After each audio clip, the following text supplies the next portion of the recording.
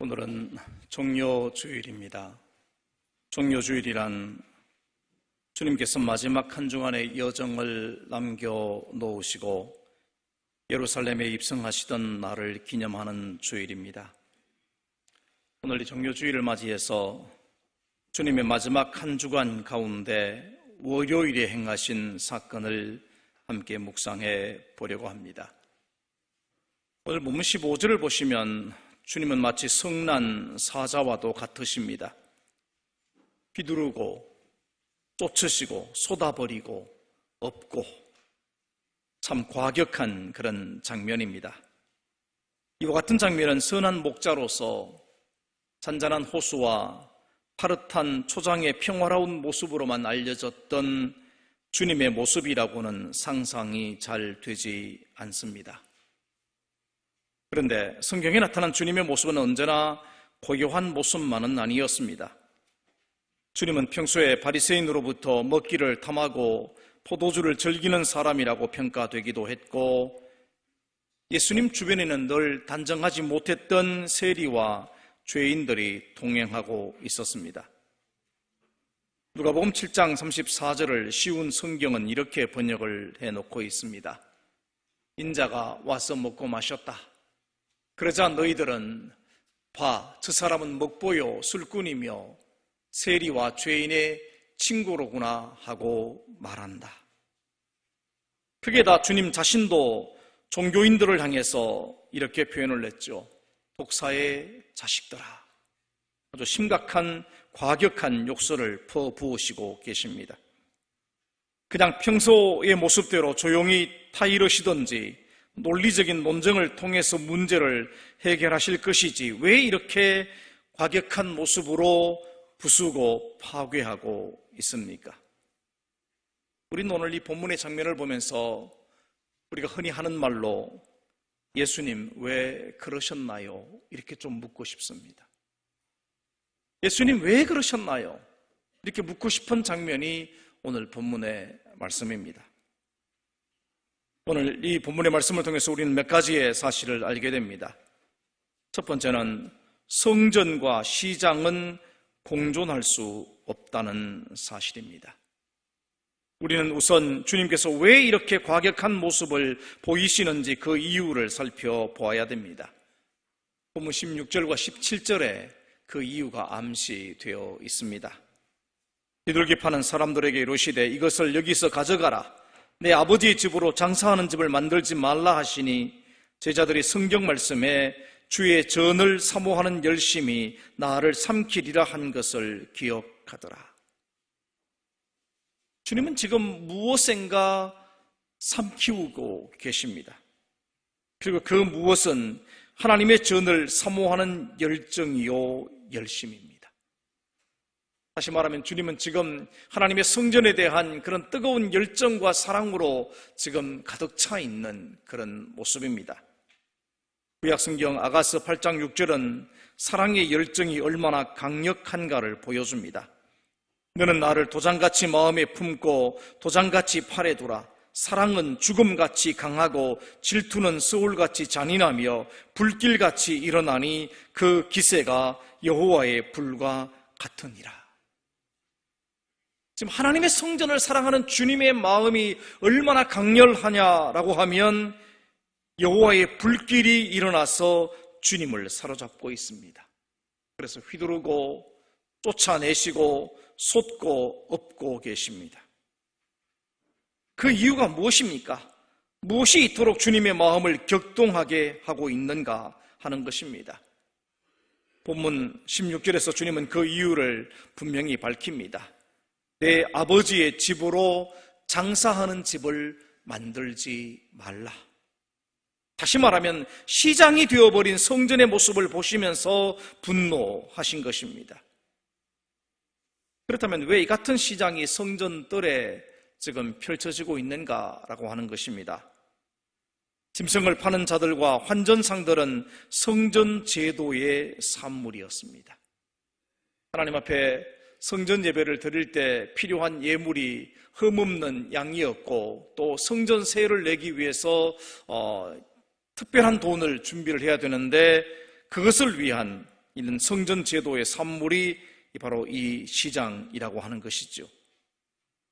6월절에 이스라엘 백성들은 두 가지 일을 해야 됐습니다. 한 가지는 성전에 드릴 흠없는 제물을 준비해야 되겠고, 또 한 가지는 성전세와 속전을 드리기에 적합한 정결한 동전을 준비해야 했습니다. 정결한 동전이라고 할 때 여러분 오해하지 마십시오. 일상적으로 이스라엘 사람들이 사용했던 동전은 로마의 화폐입니다. 근데 로마 화폐에는 로마 황제의 얼굴이 그려져 있는 화상이 들어가 있습니다. 그러니까 그 동전을 하나님의 성전에 예물을 드릴 수가 없었던 것입니다. 그래서 유대인들이 전통적으로 사용하는 돈으로 그것을 바꾸어서 낼 수밖에 없는 그런 상황이 된 것입니다. 그런데 문제는 먼 곳에서 6월절을 지키기 위해 예루살렘으로 온 순례자들은 흠없는 제물을 준비해 올 수가 없어서 제물을 살 수밖에 없었다는 것이죠. 더군다나 성전에 드려지는 제물은 일일이 검사를 하고 있었기 때문에 자신이 아무리 건강한 그런 양을 끌고 왔다고 하더라도 검사에 통과되지 못하면 제물로 바치지도 못했습니다. 그러니까 이미 검사가 끝난 그런 제물을 사서 바치는 것이 일반적인 모습이었던 것이죠. 이런 이유 때문에 성전 밖에 감람산에 이 검사된 통과된 제물을 팔고 돈을 바꾸어 주는 환전 시장이 이미 있었습니다. 감람산이 그리 멀지 않습니다. 예루살렘 성전이 있는 그 동문, 물론 막혀 있지만 남문을 통해서 조금만 가면 멀지 않은 곳에 감람산이 있고 그곳에 이미 이런 시장이 있었다는 것입니다. 그런데 문제는 이 시장 자체가 문제가 아니라 이 시장이 하나님의 성전 뜰에서 이루어지고 있다는 것이 문제가 된 것입니다. 여기는 이권이 개입되어 있었고 성전 시장을 통해서 이익을 얻는 사람들이 있었다는 것을 보여주는 것입니다. 게다가 이 시장이 벌어진 장소가 어디냐라고 하면 이방인의 뜰입니다. 그러니까 이방인들이 하나님의 성전에 와서 예배할 수 있는 그 공간을 없애버림으로써 성전 본래의 기능을 정지시키고 있고 이방인들이 예배할 기회를 박탈해버리고 있는 상황인 것입니다. 그러므로 성전의 뜰이 시장이 되어버린 이 상황을 주님은 지나치실 수가 없었던 것입니다. 성전과 시장이 구분이 없어진 상황. 성전의 주인이신 주님은 분노하실 수밖에 없었습니다. 내 아버지의 집으로 장사하는 집을 만들지 말라고 주님은 말씀하실 수밖에 없었던 그런 상황이 있습니다. 오늘 우리는 이 사건을 통해서 먼저 성전과 시장의 의미를 분명히 할 필요가 있습니다. 성전은 무엇입니까? 주님은 성전을 아버지의 집이라고 말씀하십니다. 특별히 만민이 아버지께 기도하는 집이라고 말씀하십니다. 하나님이 거하시는 곳이고 하나님께 영광을 돌리는 장소입니다. 하나님의 임재 가운데 나를 발견하는 곳입니다. 죄를 고백하고 죄사함을 받고 하나님께 예물을 드리는 곳입니다. 그렇게 함으로써 하나님과 사람과 사람 사이의 평화와 사랑의 관계가 이루어지는 장소, 하나님 앞에 선 사람들이 서로를 사랑하고 서로를 섬기고 돌보는 장소가 성전입니다. 이 같은 일들이 이루어질 때 하나님은 그곳에 임재하시고 그들에게 복을 내려주십니다. 이것이 성전의 모습입니다. 반면에 시장은 어떤 곳입니까? 시장은 사람이 각자의 이익을 챙기기 위해 모이는 장소입니다. 돈과 사람과 물건이 모이는 곳이죠. 때로는 이곳이 사람이 살아가는 삶의 의미를 느끼게 해주는 곳이 되기도 하지만 동시에 시장은 치열한 싸움터와 다르지 않습니다. 시장은 믿음으로 사는 세상이 아닙니다. 그 받으려는 사람과 덜 내려고 하는 사람 사이에 실랑이가 벌어지는 곳입니다. 온갖 사람들이 그곳에 모여서 자신의 이익을 위해 싸우는 곳입니다. 어찌 보면 시장은 욕심이 지배하는 공간이라고 말할 것입니다. 그런 의미에서 하나님의 성전과 시장은 공존할 수 없는 공간입니다. 하나님의 영광을 구하는 성전과 자신의 이익을 구하는 시장은 공존할 수 없습니다. 사람을 거룩하게 하는 성전과 욕심을 자극하는 시장이 함께 할 수 없습니다. 성전은 하나님께서 사람들에게 복을 주시는 곳이지만 시장은 인간 스스로 복을 만들어 가려고 노력하는 곳입니다. 성전은 믿음이 지배하지만 시장은 불신이 지배하는 곳입니다. 성전은 사랑의 원리에 의해서 움직이지만 시장은 경쟁과 약육강식의 원리에 의해서 움직입니다. 그러므로 성전과 시장은 공존할 수 있는 조금의 이유도 찾아보기가 어렵습니다. 성전을 시장과 구분하라는 이 말씀은 오늘 우리에게는 매우 소중한 말씀입니다. 오늘 하나님의 집인 교회를 개인의 이익을 위한 장소로 바꾸어서는 안 된다는 말씀입니다. 하나님의 성전은 개인적인 이익을 위한 도구로 사용되어서는 안 됩니다. 우리 교우들이 서로에게 개인적인 이익 때문에, 이익의 관계 때문에 서로를 이용해서도 안 된다는 말씀입니다. 이는 곧 우리의 신앙생활이 어떠해야 함을 가르쳐주는 말씀이기도 합니다. 하나님의 성전은 언제나 하나님을 예배하고 하나님을 만나고 기도하는 집이 되도록 해야만 됩니다. 성전을 성전 되게 하는 그런 믿음의 사람들이 되시기를 주님의 이름으로 축원합니다. 두 번째로 주님은 오늘 본문의 말씀을 통해서 죽은 성전을 헐라고 말씀하십니다. 주님께서 하신 과격한 말씀들이 많이 있지만 어쩌면 가장 과격한 말씀이 이 말씀이 아닐런지요. 성전을 헐어라. 사실 오늘 우리도 말하기 어려운 그런 이야기를 주님이 아주 과격하게도 말씀을 하셨습니다. 주님은 왜 이렇게 말씀을 하시는지, 그럴 만한 권세가 있는지 유대인들은 주님께 표적을 보이라고 말씀을 합니다. 이에 주님은 이 성전을 헐라 내가 사흘 동안에 일으키리라 라고 대답을 하십니다. 무슨 말씀입니까? 주님께서 이렇게 말씀하신 것은 시장이 된 성전을 헐면 참 아버지의 집인 성전을 사흘 안에 다시 세우시겠다 하는 그런 말씀입니다. 여러분, 유대인에게 있어서 성전은 그들의 목숨과도 같았습니다. 그들은 그 무엇보다도 성전을 모욕하는 언어와 행위를 내버려 두지 않았습니다. 실제로 주님을 재판하는 과정을 보면 다른 어떤 증거도 채택되지 않았지만 성전을 헐라고 하는 이 주님의 말씀이 주님을 십자가에 처형하는 증거로 채택이 될 정도였습니다. 주님께서 이 성전을 헐라고 하신 것은 두 가지 의미를 가지고 있습니다. 한 가지는 실제로 예루살렘 성이 무너질 것을 말씀하신 것입니다. 마태복음 24장 1절과 2절을 보면 예수께서 성전에서 나와서 가실 때에 제자들이 성전 건물들을 가리켜 보이려고 나오니 대답하여 이르시되 너희가 이 모든 것을 보지 못하느냐? 내가 진실로 너희에게 이르노니 돌 하나도 돌 위에 남지 않고 다 무너뜨려지리라. 실제로 예수님께서 말씀하신 대로 이 성전은 주후 70년 이 로마가 다시 예루살렘으로 공격해 왔을 때 흘리고 불태워져 버렸습니다. 로마에 저항하던 저항군이 성전을 점령해서 오랫동안 저항을 했지만 성곽 벽을 뚫고 들어온 로마의 군대는 성전에 들어가서 엄청난 사륙과 함께 성소를 불태워 버렸습니다. 유대 역사학자인 요세푸스는 그때 상황을 이렇게 기록을 해 놓았습니다. 그때 한 병사가 명령도 기다리지 않고 그 중대한 행위의 순간에 대한 아무런 두려움도 없이 어떤 초자연적인 힘에 쏠려서 불타는 나무 조각을 낚아채더니 다른 병사의 등을 밟고 올라가 그 불타는 나무 조각을 성소를 둘러싸고 있는 방들이 있는 북쪽으로 통해서 낮게 열려있는 금빛 창문 안으로 던져 넣었다. 당시에 병사들이 너무 흥분해서 디도 장군이 성전 소화를 저지하는 명령을 내렸지만 소용이 없었습니다.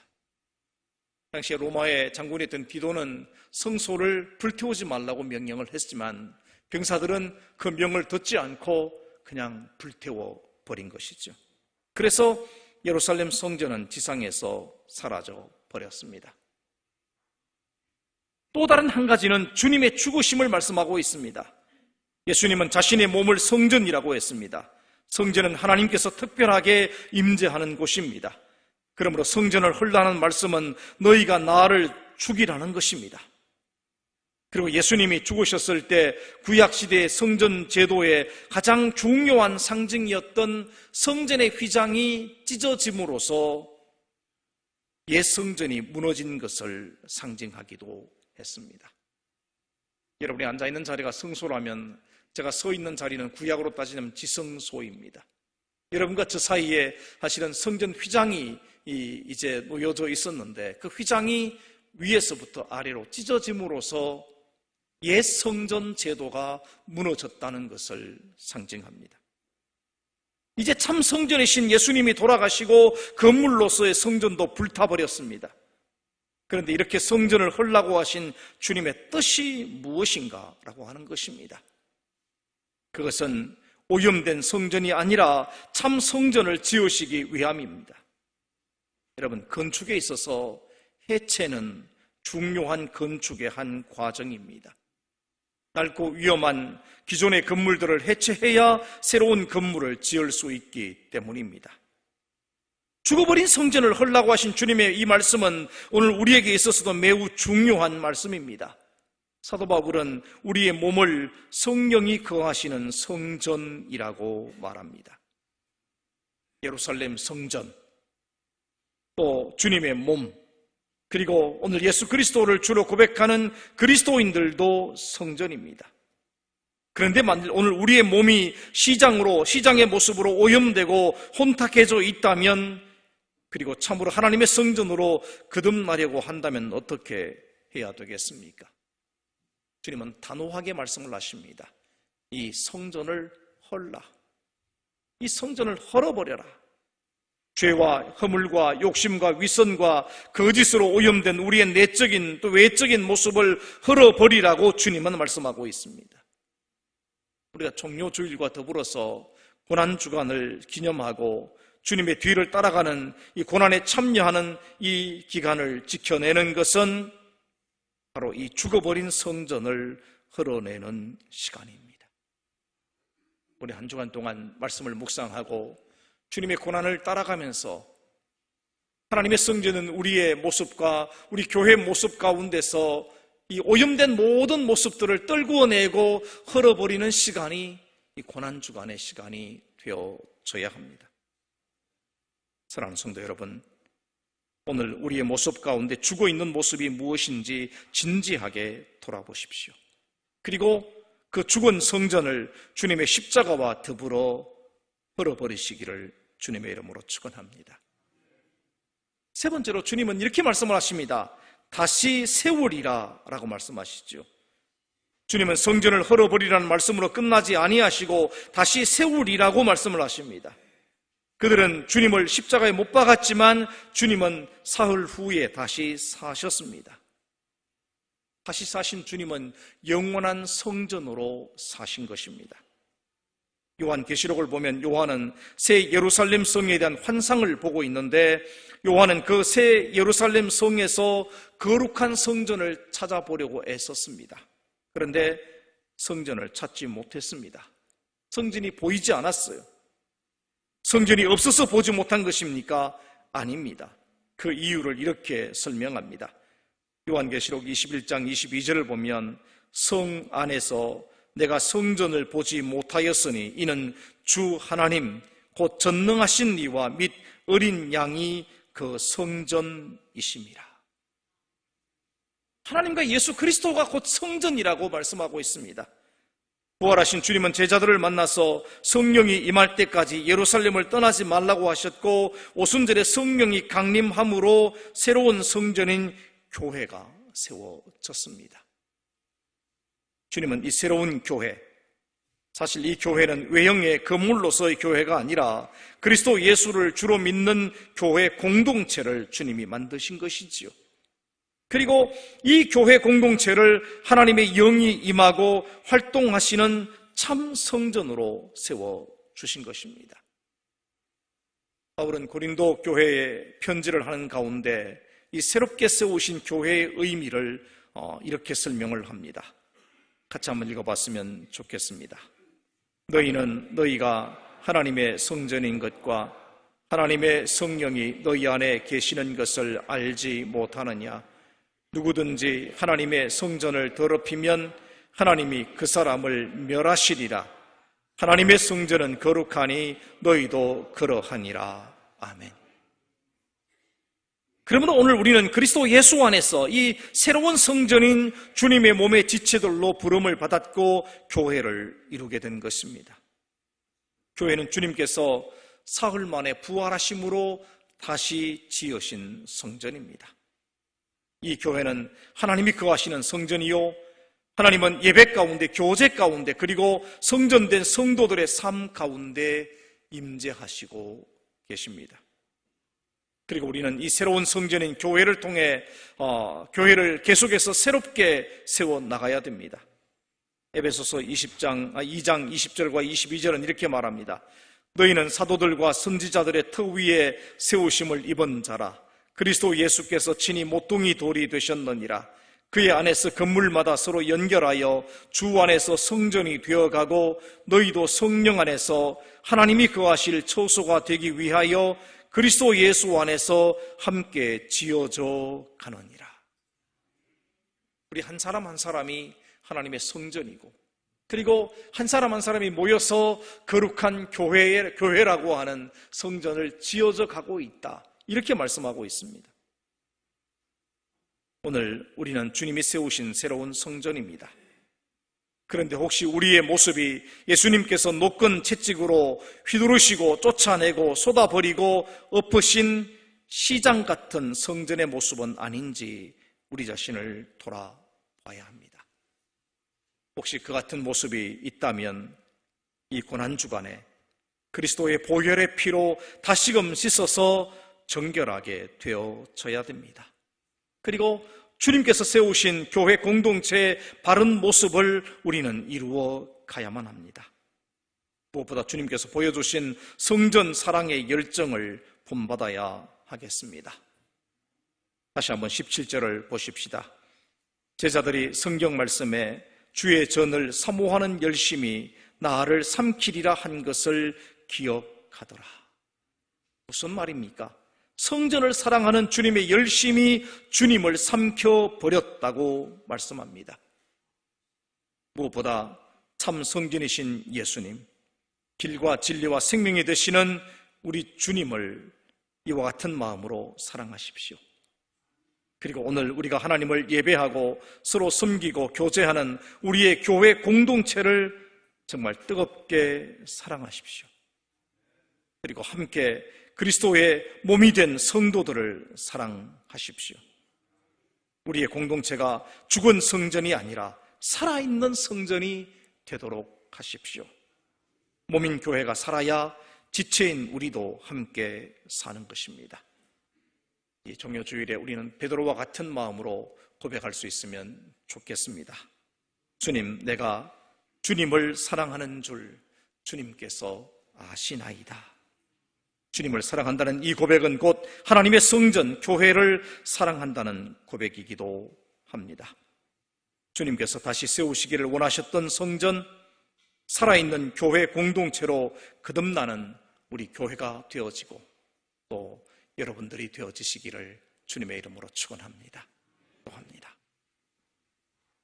거룩하신 아버지 하나님, 우리 하나님의 크신 은혜와 사랑을 감사합니다.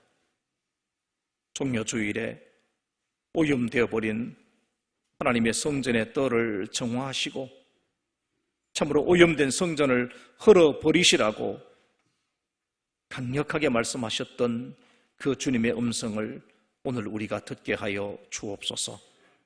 주님의 성전인 우리의 몸과 하나님의 교회가 혹시 잘못되었거나 오염되어 있다면 이 고난주간을 지나가면서 그리스도의 보혈의 피로 다시금 세워지는 은혜를 허락하여 주옵소서. 오늘 우리 마음속에 하나님의 성전을 뜨겁게 사랑하고 하나님의 성전인 우리의 아버지 하나님 교우들과 성도들을 또 주님의 몸된 교회를 참으로 뜨겁게 사랑할 수 있는 귀한 마음도 허락하여 주옵소서. 예수님의 이름으로 기도하옵나이다. 아멘.